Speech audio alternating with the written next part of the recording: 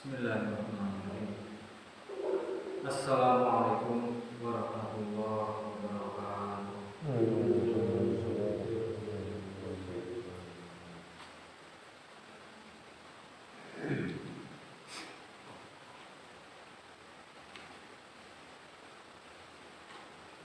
Bismillahirrahmanirrahim. Alhamdulillahirabbil alamin. Wa bihi nasta'inu ala umuri dunya waddin. Wa ala alihi wa sahbihi ajma'in. Amma ba'du.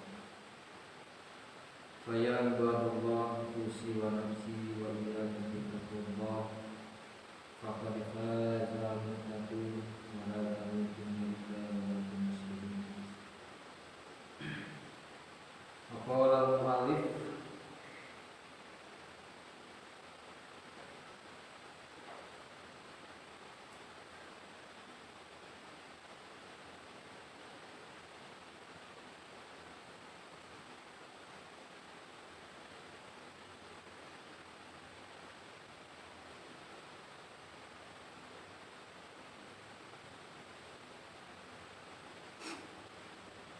wa amal ulumu syar'iyatu wa ya al maksudatu bil bayan fahiya mahmudatun kulluha walakin qad yaltabisu biha ayadunu ana syar'iyatun wa taqulu mardumatan fatan qasimu ila mahmudati wal mardumati wa qala Imam Ghazali wa amal ulum syar'iyati anapun ari ulum syar'iyah wa hiya ari ulum syar'iyah dia ta'al maksudatu ari itu dibayani kalawan penjelasan wa hiya maka ari ulum syar'iyah eta mahmudatun anu terpuji kulluha kagesna sakabehanana. Walakin jeung tetapina qad yatabisu teman-teman geus pacelut biha kana itu ilmu naon perkara yudonu anu disangka itu sima anaha samana itu ilmu eta syariatun anu bangsa syarat wa taqulu jeung aya itu ilmu eta madhumatan anu dicela patang kosimu maka kabagi itu ilmu ila mahmudati kana anu dipuji musai wa madhumati jeung ilmu anu dicela. Amal mahmudatu anapun ilmu anu terpuji palaha maka tetep ilmu teh usulun di ayat usul ilmu pokok wa furu'un kadua cabang ilmu furu' wa muqaddimatu ilmu muqaddimah pembukaan wa muta'imatun oge lengkap wa hiya ari itu ilmu kabehanna eta arba'atu abrubin aya 4 rupa al-darbu awal rupa kahiji eta usul wa hiya ari eta anu 4 anu usul teh eta arba'atun aya 4 kitabullah kitabullah azza wa jalla Al-Qur'an wa sunnatur rasuli alaihi salam kedua sunnah rasul wa ijma'u ummati mukatiluna ijma' umat sunnah untuk ulama wa ashabu sahabat mukatiluna minta peninggalan sahabat teruskeun hancan kamari masalah ilmu anu berkaitan sama panitia anu teh yang kemarin menjelaskan pada kibaya teh aya oge anu bangsa syariah oge aya syariah anu bangsa sarangan ilmu anu langsung di sana kepada Rasul aya ilmu gue syariah anu gue syariah mah tapi asup pada kibaya seperti ilmu berkaitan dengan keduniaan tapi harus ada seperti ilmu dokter hitungan kalau punya pusat masuk ke mana sebab kalau bisa kampung kata yang itu yang dokter jadi gue tanya kita mana lu kata misalkan cenah kamu dokter teh di kampung juga rotong pacar jelema teh nya kalau sampai aneh apa aya menteri gitu betul juga rotong ada samping ada partai payah. Tadi dia wa amal ulum syariah wa hiya al maqsudatu bil bayan ala sayyidina Ghazali aya pun ilmu anu bahasa syarat eta anu tujuan dijelaskeun. Dengan itu aya sebenarnya anu berkaitan sareng anu bahasa syarat. Anu syarat anu syariah.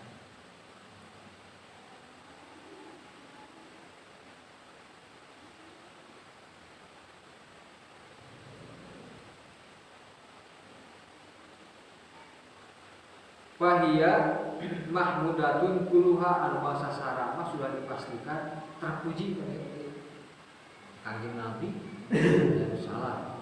Kalau itu Kanjeng Nabi pasti benar dijamin dina Al-Qur'an, dina hadis, asal sahabat itu pasti benar. Tetapi walakin qad ya tabisu biha ma yudhanu an hasariyatu. Tetapi terkadang kosok pasuruh jeung anu disangka sarah padahal lain sarah, padahal tercela. Di antaranya baheula mah anu rupa kitu teh paranormal disebutna pan aya nama bisa disebut kiai asal pakai sorban ngitung kieu disebut teh eyang misalkan abah bah misalkannya kiai pan aya disebutna takon ya tapi subiha yudhanu syariah disangka kiai padahal mah lain kiai disangka ustaz padahal pun misalkan asal bisa pakai sorban, asal dibuat kiai, ustaz gitu padahal lain. Tak disangka di bahasa sarang gitu. Oh, sugan teh misalkan ayo kieu teh datang teh tina agama, padahal lain urusan agama. Tapi disebut itu Imam Ghazali qad ya tabisu biha ma yudhun an asariyatun wa taqul badun mata disangkana teh nu kitu tina agama alus cek agama teh baik cek agama teh padahal mah tercela cek agama punya aya begitu. Tapi Imam Ghazali berjelas aya asal tina agama mah anu syariah pasti alus pasti mah mudah syariah sebab di Kanjeng Nabi. Tetapi ayam jika di Kanjeng Nabi padahal lain di Kanjeng Nabi. Jeung goreng di tempat bacaan seperti ilmu sihir kabarnya, ilmu malikeun mata nyata sulap.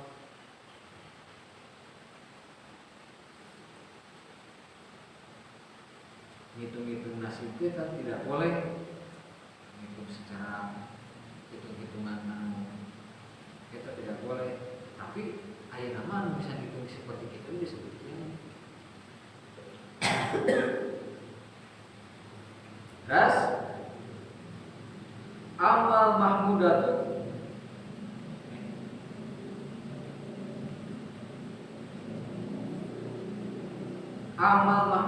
palaha usulun anapun anu mahmudah anu di Kanjeng Nabi teh asal bermuara tina Quran bermuara Kanjeng Nabi aya usulnya pokok aya furu coba aya muqaddimah awalan aya mutaimah akhiran lengkap wahya arba'atu adrubin adrabul awal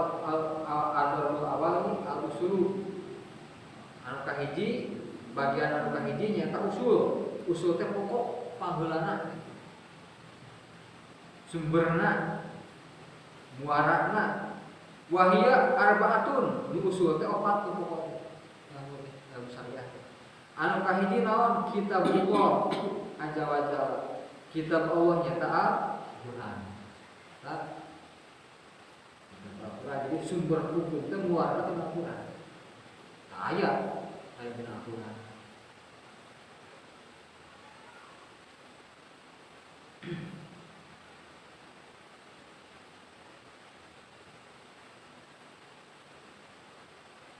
Anu kadua wa sunnatu rasulihi alaihi salatu wasalam. Anu kadua sumber hukum teh adalah sunnah Rasulullah sallallahu alaihi wasallam, non hadis Rasulullah. Di hadis asal sunnah mapagawean, di hadisnya biasanya karena ucapan. Tetapi yang dimaksud sunnah dia adalah termasuk ucapan, dia termasuk pekerjaan, oke termasuk anu tidak dilarang oleh Rasulullah, pekerjaan sahabat, tetapi dibiarkan oleh Rasulullah SAW dan menjadi hukum.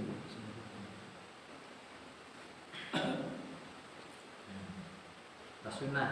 Karena sunnah teh ayat sunnah termasuk fungsi sunnah teh adalah kerbayan, menjelaskan. Bayan anu kahiji bayan takriri. Nah, memperjelas isi dina Al-Qur'an. Contoh, dina hiji ayat Al-Qur'an menyebutkan asyariku wasyarikatu, pencuri laki-laki dan pencuri perempuan, maka potonglah tangannya.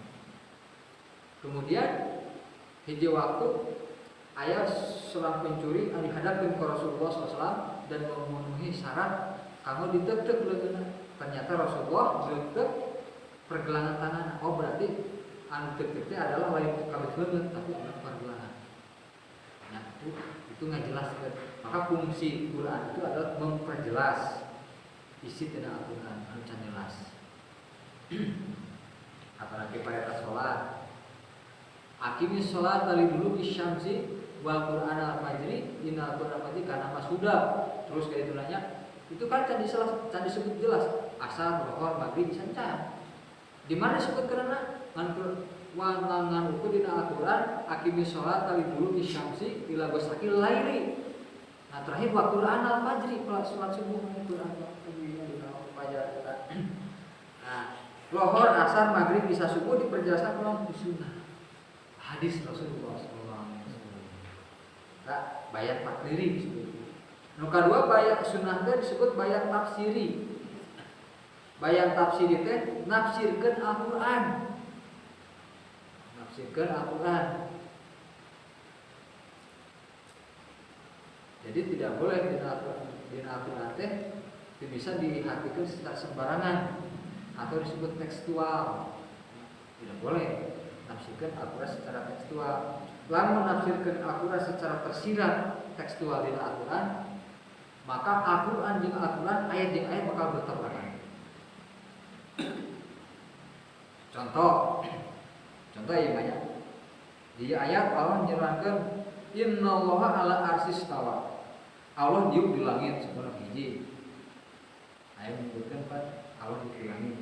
Anu kedua ayat Quran a'amintu man fis sama. Apakah kamu beriman kepada zat yang di langit? Anu kedua berarti Allah itu di langit. Ini bukan di atas apa di langit? Gitu. Anu katilu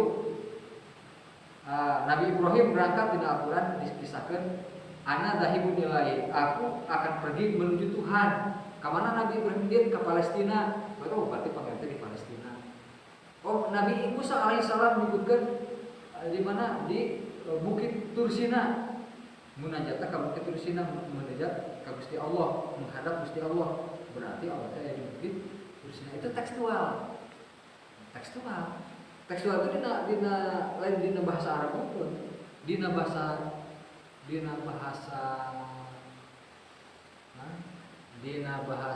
Sunda banyak tekstual. Ulah disebut tekstual. Coba misalkan panjang leungeun teh panjang leungeunna eta lain. Lamun tekstualna panjang leungeun. Cara Rasulullah SAW mengadawuh pangheula-heulana aranjeun bakal papanggih jeung ka akhirat panjangna leungeun di antara aranjeun. Itu Nabi ka istri-istrina. Maka Aisyah panjang saja sakit. Padahal mah dimaksud panjang leungeunnya pangberehan. Lamun dina sunah mah lain. Panjang leungeun dina bahasa Sunda naon? Maling. Di bahasa Arab mah panjang leungeun teh atwal rukunna yadan teh panjang leungeun teh pangrajina sunah. Dan Anu kadua beda teh kuntil anak. Bahasa Arab naon? Ummu sibyan. Ai ummu naon? Inum sibyan naon? Anak. Inum barudak coba bahasa Sunda inum barudak saha. Itu cenah kayak itu kayak inum barudak. Inum barudak itu berarti pemajikan anaknya. Coba lawan bahasa Arab ke ummu sibyan jadi kuntil anak. Itu bisa bahasa itu antara bahasa dan bahasa itu tidak bisa diterjemahkan sesuai dengan tekstual, tetapi dengan fungsinya, tujuannya. Maka apa? Karena tujuan Al-Quran, tafsir Al-Quran adalah ulama melalui hadis yang Al-Quran itu. Maka sekali Nabi manfasal Al-Quran biroihi wa yatabawa maqadahu minan. Sajelma menafsirkan Quran dengan akalna, maka siap-siap dengan tempat di neraka. Quran itu tidak boleh ditafsirkan dengan bertentangan, bertabrakan. Nukatilu fungsinya sunnah itu adalah naon at-tasyri', ya. Memberikan cek bahasa orang nama memberikan kepastian hukum anu terkandung di Al-Quran. Menjadi at-tafsiri at-tasyri', memberikan kepastian hukum Islam, memberi kepastian hukum Islam tentang satu hukum yang terkandung di Al-Quran. Jadi hukum itu tidak boleh dibikin-bikin sendiri, harus jelas dalilnya.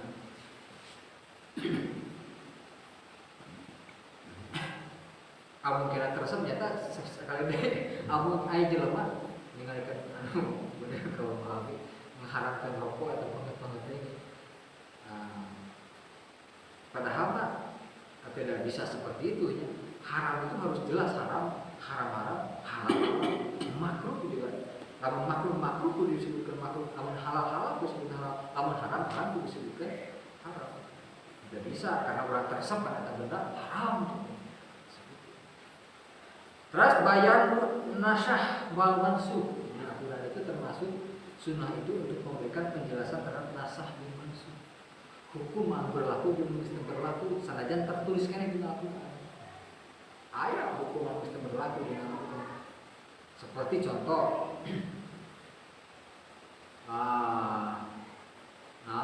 ya ayyuhalladzina amanu wahai orang beriman la tamutunna illa wa antum muslimun.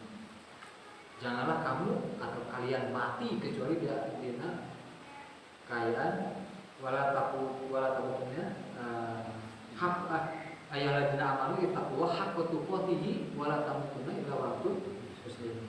Wahai orang yang beriman, bertakwalah kalian kepada Allah haqqa tuqatih, dengan sebenar-benarnya takwa. Siapa yang bisa sebenar-benarnya takwa? Hanya para nabi. Maka ayat itu dimansukh. Wattaqullaha mastata'tum. Bertakwalah kamu kepada Allah sekemampuanmu. Ya. Sekemampuan itu nasah karena hak itu. Ulah kita bingung. Ayat itu Ustaz bingung. Itu cina nu benar nu mana hak itu atau mastata'tum itu cina aing bertanya sampai salah sahiji ibu-ibu pengajian ibu-ibu ka abdi itu bertentangan Ustaz cina ayatnya anu hiji kudu bertakwa dengan sebenar-benarnya takwa, anu kadua bertakwalah sekemampuan kumaha cina eta teh ayat eta teh lain bertentangan cina tidak bertentangan eta teh cina lamun yang bertentangan mah tengah haji we cina ibu begini contohnya cuman anak ibu punya anak gede saya nggak sama anak saya diberi bio diberi motor diberi mobil diberi naon ibu punya anak kecil saya nggak sama anak saya tapi tidak diberi mobil diberi bio diberi mainan itu sayangnya sama tetapi berbeda ini juga sama aku tukar ini sama mas tato tuh sekemampuanmu dan setakwa-takwanya lihat coba aja usul pikir Itu nasah wal mansukh semua bertentangan. Bingung kalau kita ngaji nasah mansukh. Itu bertentangan. Oh, saya kudu sehakutu kotihi anu kadua kudu mastato. Kumaha mastato itu teh ibarat ieu jelema berlari kuat guringan lapang sekemampuan limaan guling labuh masih kena kuat nangtung deui labuh deui masih kena kuat nangtung deui terus sampai tidak berdaya. Takwa begitu pula orang bertakwa ka Gusti Allah sampai orang menutup mata, sampai orang tidak berdaya, sampai orang tidak bisa lagi bernapas, tetap orang bertakwa ka Gusti Allah.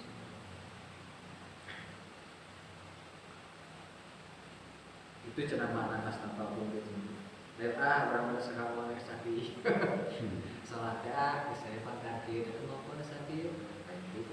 Pertama lain mas tanpa masih kena ayat mas tanpa kekuatan masih ayat. Udah. Tapi lamun hak kotihi itu hanya perang lagi. Ras, ya. Jadi fungsi sunnah itu ke bayan takriri, bayan tafsiri, bayan tasyri, bayan nasal langsung. Terus anu katilu muara anu katilu atapi pokok anu katilu adalah sumber ilmu itu adalah ijma' ul ummat. Anu dimaksud ijma' ul ummat itu adalah ijma'na ulama. Ijma' mata ayat ini hadis Rasulullah SAW menyebutkan ikhtilafu ummati rahmatun. Ikhtilafu ummati itu hadisnya ditolak mentah-mentah oleh Wahabi. Kenapa istilah umat rahmatun? Perbedaan umat itu rahmat. Berarti kebalikannya bersatunya umat adalah siksaan. Ada. Padahal bukan itu maksudnya. Ikhtilafu ummati rahmatun. Maksud nama ikhtilaful a'imah. Ikhtilafna para ulama, para a'imah, para pemimpin itu adalah rahmat. Contoh Imam Syafi'i batal Pak kulit yang majikan batal, Pak kulit yang lain mahram batal. Antar majikan lain mahram batal ajnabi. Nah, ai hadina mahram teh tina haroma, anu haram dikawin maksudnya. Cuman aya mahram asli, aya mahram anyar-anyaran. Seperti Tuhan, anu mahram tapi itu salila mahram. Sanajan ismaut pemajikan atau istri ini pemajikan sifat Tuhan tetap salila seperti itu. Anak tere salila itu mahram. Nah, contoh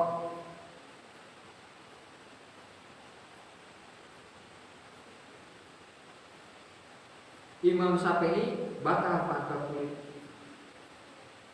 Ternyata dina hiji waktu urang keur tawaf di Mekah misalkan pada sekesek batal. Kumaha tadi dia? Bisa orang berpindah mazhab dengan catatan wudunya pun harus mengikuti pendapat Imam Maliki. Imam Maliki mau kok pakai sedi. Saya kudu. Oh, iya di kudu basir. Apa? Imam saya paling saeutik cai sagelas main. Imam Malik tidak bisa cai sagelas. Kudu loba pakai kudu basir. Tapi pembatalan kan aya syarat wudu Imam Malik aya 8. Imam Syafi'i itu timbang aya 6, tapi kabuktian 4. Sabab anu kahiji niat dina hate anu oge aya tartib ya. Itu angkanya tadi 3 timbang 4. Imam Malik itu 8. Diniat itu 8. Yang mana mosok-mosok udah gitu terus sila nanti dikosa. Tapi pembatalan pangkat kulit di awet dengan. Nah, orang bisa berpindah mazhab. Ini jadi rahmat seperti itu.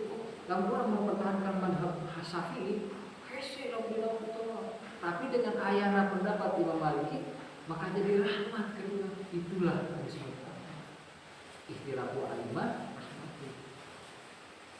Itu ya.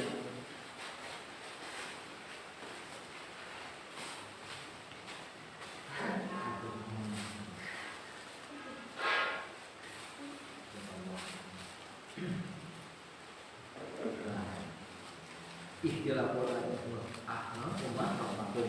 Perbedaan umat itu adalah rahmat. Ijma' nah itulah ijma' yang dijelaskan di Imam Ghazali. Ijma' itu adalah kesepahaman ulama satu kurun, satu dekade 100 tahun dalam kurun 100 tahun. Terus wa asal sahabat, peninggalan sahabat itu dari dalil kedekatan itu adalah kepada sahabat itu jadi dalil. Terus wal ijma'u aslun min haitsu annahu yadul. Kenapa ijma' dari Imam Ghazali? Kunaon sababna ijma' maka jadi asal atau nabi maka jadi pokok dina jadi dalil karena sunnah. Maka jadi dalil ke memperlengkap sunnah.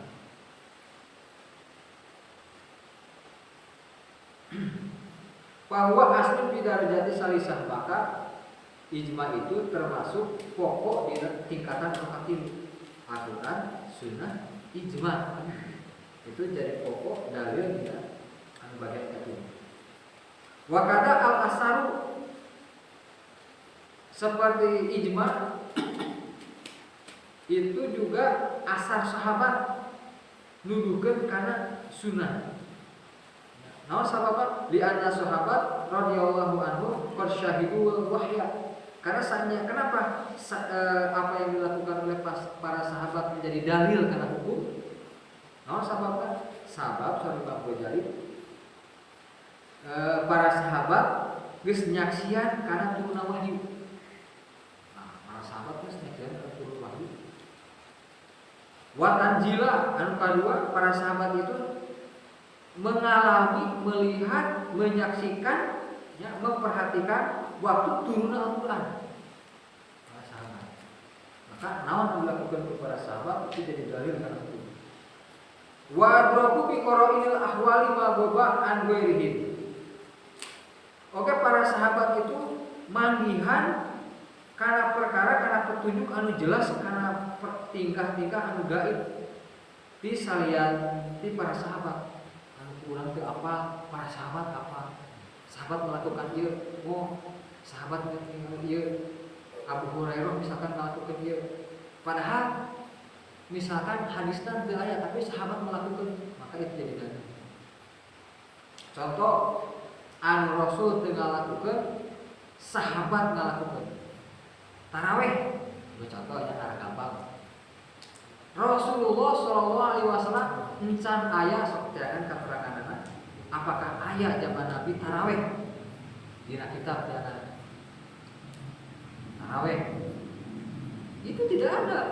Zaman Nabi belum ada tarawih, ada qiyam Ramadan anu dilakukan Rasulullah SAW menjelang akhir hayat dina waktu anjeunna Rasulullah SAW ngalaman bulan puasa anu terakhir. Artinya Rasulullah teu ngalami bulan puasa deui maot manten. Jadi dina bulan puasa anu terakhir eta Rasulullah SAW berangkat ke masjid. Nah, dituturkan ke sahabat, salatlah Rasul jeung para sahabat, tapina masing-masing saeutik sahabat bercerita kepada yang lainnya. Malam tadi mah orang bahagia pisan kan Rasulullah teh sahabat mah lamun ningal bisa ibadah bareng Kanjeng Nabi teh ibarat wajib gitu kan resep pisan gitu luar biasa kemudian cinta-cintaan gitu kan agama. Maka ketinggalan kedua minum ke masjid teh. Ieu hayang poe minum ke masjid. Salat bareng dengan Kanjeng Nabi tidak berjamaah dan rakaatnya pun tidak tahu berapa rakaat. Anu dilakukan Nabi dan para sahabat. Pas hari katilu melenggang sampai keluar tilu bisa karena geus bewara teh buka dia. Nabi henteu datang di ka masjid cicing ngambil di mana. Sampai isu-isu ketika subuh. Ya harus ke Imam Ali bin Abi Thalib. Ya Rasulullah, nah makin itu ka masjid itu para sahabat geus kantosan. Maka Rasulullah kaula sieun salat ieu dijieun fardu sehingga ngaberatkeun ke anaknya. Nah, kebiasaan eta teh bertahan zaman Abu Bakar Siddiq, bertahan hanya ketika zaman Umar bin Khattab radhiyallahu anhu Umar berpikiran lain. Nah, kamu dipikir-pikir salat ieu mun diberjamaahkeun berenang lebih halus gitu. Itu pikiran Umar bin Khattab. Maka Umar memberitahukan kepada sahabat-sahabat yang lain tentang idenya eta. Maka sahabat yang lain diam. Padahal di sana ada Imam Ali bin Abi Thalib, ayah Utsman bin Affan, ayah ulama-ulama sahabat lain. Nah mereka tuh diam. Akhirnya setuju. Disebut ijma sukuti. Ijma sukuti. Ijma tanda diamnya para ulama itu tanda setuju. Karena pendapat ulama saja. Maka disebut ijma sukuti. Maka Saudara Umar bin Khattab merintahkan untuk melaksanakan sholat yang disebut dengan tarawih. Tarawih itu benar tarawih waktu istirahat. Lain tarawih itu lain hadina sholat santai. Sholat bukan aja gancang di asal sesuai dengan aturan. Maksudnya mah sholat dina waktu istirahat, sholat dina waktu sibuk santai. Sholat isya, ulah can sholat isya, ya sholat tarawih ulah. Jangan ulah. Udah sholat isya ulah, karena sholat. Derajat sholatnya itu masih gede karena derajatnya witirna daripada tarawih. Witirna itu sunat muakkad, tarawih itu bukan. Nah, maka Umar bin Khattab menetapkan 20 rakaat. 20 rakaat. Jadi protes. Terus laporan kan sahabat ya Amirul Mukminin kabdi sadaya geus ngalaksanakeun perintah Tuhan pada ajeun. Nyata tarawih diberjamaahkeun 20 rakaat. Kumaha jawaban Umar bin Khattab? Hada nikmal bidah. Ieulah sebaik-baiknya bid'ah. Maka aya disebut bid'ah hasanah. Hada nikmal bidah. Inilah sebaik-baiknya bid'ah. Lihat, tinggal di Sahih Bukhari dina jilid 1. Jelas-jelas hada nikmal bidah. Ilah sebaik-baiknya bid'ah. Nah, itu. Jadi zaman Nabi itu aya, tapi di zaman sahabat aya contohna tarawih. Eta tarawih sahabat tidak dibatasi 20. Bisa lebih oke. Di Madinah, ya, di Madinah kan di perguruan zaman Umar bin Khattab di Mekah. Di zaman di Mekah itu tawaf 2 rakaat, tarawih sebat 2 rakaat teh diselang teh ku tawaf sakuringan, tarawih deui, tawaf deui, tarawih deui kitu 20 rakaat teh sering tawaf. Di Madinah teu aya Ka'bah. Maka berinisiatiflah ulama di Madinah ya. Nah, Imam Malik bin Abu Syarikat disebut Imam ulama Darul Hijrah. Imam Malik lahir di Madinah, gede di Madinah, maut gede di Madinah. Nah, maka di Madinah mah karena tidak ada Ka'bah, tawafnya digantian ke sholat 2 rakaat. Tarawih 2 rakaat, sunat mutlak 2 rakaat, tarawih 2 rakaat, sunat mutlak 2 rakaat. Jadi 30 genap jumlah tarawih di Madinah. Nah, tapi ayeuna mah cenah kembali ke 20 rakaat. Ayeuna hah? Atau ayah di Madinah, di Mekah hampir 20. Oh, eta teh anu 8 rakaat teh nyanak hadis anu Siti Aisyah radhiyallahu anha, tapi itu bukan hadis tarawih sebenarnya. Naon sababna? Ujungna lihat ujungna. Fi Ramadan au fi ghariha. Cek Aisyah kan kaulah teu ningali Rasulullah sallallahu alaihi wasallam salat lebih dari 11 rakaat di bulan Ramadan au fi ghariha atawa di luar bulan Ramadan. Cik di luar bulan Ramadan aya tarawih. Lamun di bulan Ramadan oke lah disebut tarawih. Aya di luar bulan Ramadan tarawih. Apa cenah? Di bulan puasa mah disebut tarawih, di bulan Syawal mah disebut tahajud atawa witir. Eta cek saha? Apa cek Kanjeng Nabi seperti ngomong gitu? Itu aya ijtihad apa? Ijtihad itu harus jelas dan tidak bisa orang ijtihad begitu. Gitu. Jadi bahkan sekelas Wahabi dunia di Saudi Arabia. Nah, itu 20 orang. Tapi kumaha tuh? Urang anu lamun arek tarawih 8 rakaat boleh. Tarawih itu 2 rakaat, 4 rakaat, tapi masna. Ulah 4 rakaat, 3 rakaat ulah. Tapi 2 rakaat sesuai dengan hadis Nabi. Jadi urang salat tarawih yang 2 rakaat boleh. 4 rakaat boleh. 6 rakaat boleh. Witir 1 rakaat. Keur megah mah geus tarawih 2 rakaat, witir 1 rakaat. Jadi 3 rakaat, tong 8 rakaat urang mah 3 rakaat jadi. Ya. Jadi tarawih 2 rakaat, witir 1 rakaat. Apa maka segala diperdebatkan ya. Nek 8 rakaat mah wae. Anu salah mah ulah nyalakeun nu sajen. Kudu ketika abdi semua. Ulah nyalakeun anu sajen. Tuh, maka kabeh mah bebas kemana-mana asupna. Tarawih 8 rakaat oke gitu nya. So, ibae da urang mah teh kada tarawih 2 rakaat, 8 rakaat tapi kan 20 rakaat. Nah, embung 4 itu kajentik teu mampu. 4. Nah, can kapanggih ada yang mungkin aya.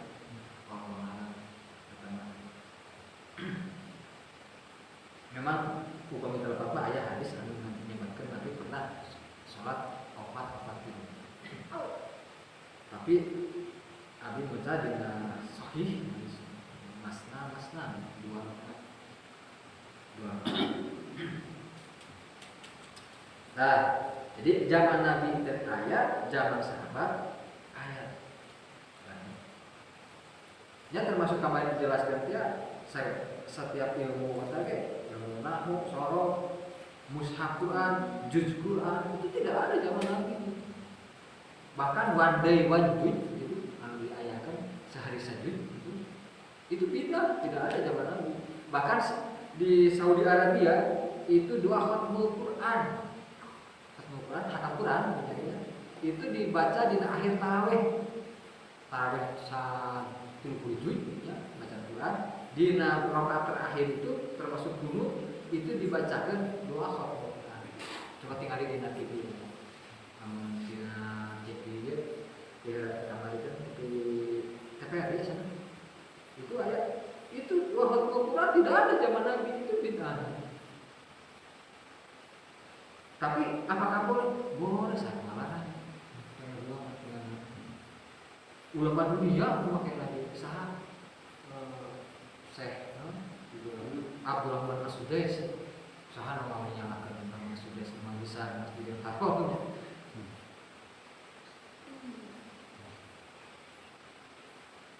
Bahkan Imam Ahmad bin Hanbal. Terus jadi urang teh ulah pati nyalakan tiba teh pokona yang penting anu pigawe urang aya dalilna gitu mah. Terus eta ijma disebutnya tadi ijma. Terus di zaman sahabat aya, di zaman Nabi enta aya. Eta teu naon. Menjadi dalil hukum. Maka pamin hadal wajhi ro'al ulama al-iqtida bihi. Karena berdasarkan keterangan tadi bahwa sahabat itu ningali bersaksi antara Nabi melihat tentang turunnya wahyu, ningali mujizat Nabi, ningali turunnya Al-Quran, mengalami turunnya Al-Quran, gitunya. Anu itu pernah ditinggalin ku tabiin sahabat hafal. Maka pamin hada wajib roa ulama arif tidak bihin. Maka dengan jalan eta ulama berpikir karena orang wajib taatna wajib nilu ka para sahabat. Wa tamasuk bi asarihim. Oke, orang kudu nyekal deuleuh nyekel padu karena asar-asar sahabat. Ulah menyebutkan juga Syiah itu menyebutkan ulama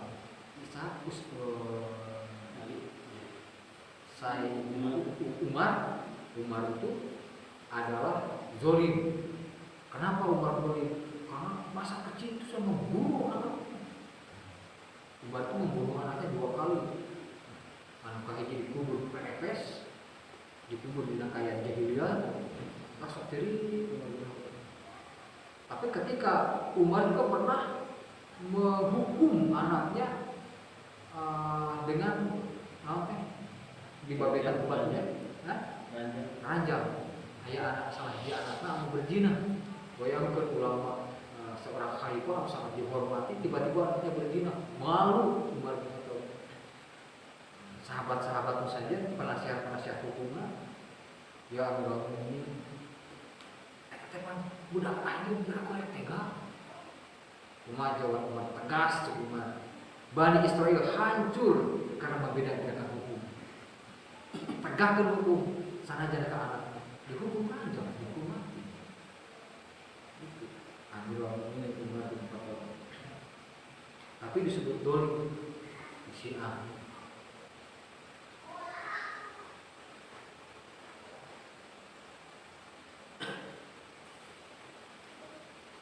Ayat ini aliran teh anu mirip-mirip aliran Abu Murja. Si Ahmad ngadoli imam itu mereka sama menghalalkan darah selain di golongan Syiah.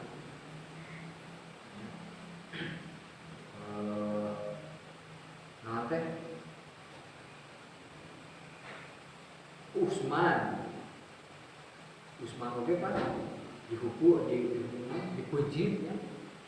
Itu termasuk bahkan mengunci Nabi menyebutkan Allahu Akbar itu anu Abu Ali Abu Murja teriak Allahu Akbar. Nah sahabat mereka melihat jelema anu ngabunuh Ali itu termasuk jalmi anu qomal lailu ya wasoma naharu jelema anu pentingna sok tahajud beurang puasa.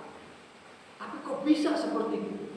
Boga pemikir ningali Ali banyak bermusyawarah di dalam memutuskan hukum negara karena beliau adalah seorang khalifah. Kumaha cek kata Ali sudah benar ya.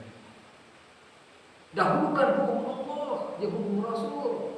Lain musyawarah sudah benar itu.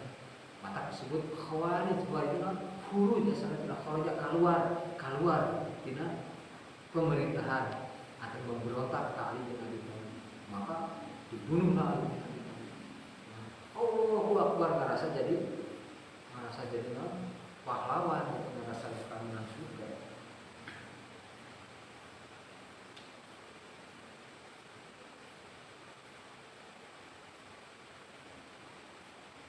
Nah, eta mah kadieu nanti eta kontekstual yang mana mau Wahabi. Kayak di akhir zaman itu kata yang Aisyah Ahmad habis 11-12 Aisyah apa berkeyakinan Tuhan ada di mana-mana. Dan Ari Wahabi berkeyakinan Tuhan di langit. Eta bedanya. Terus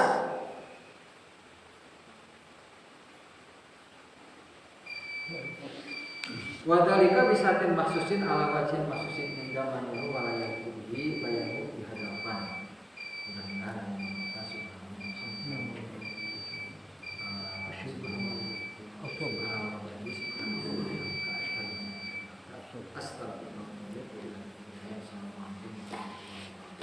ومن كل شر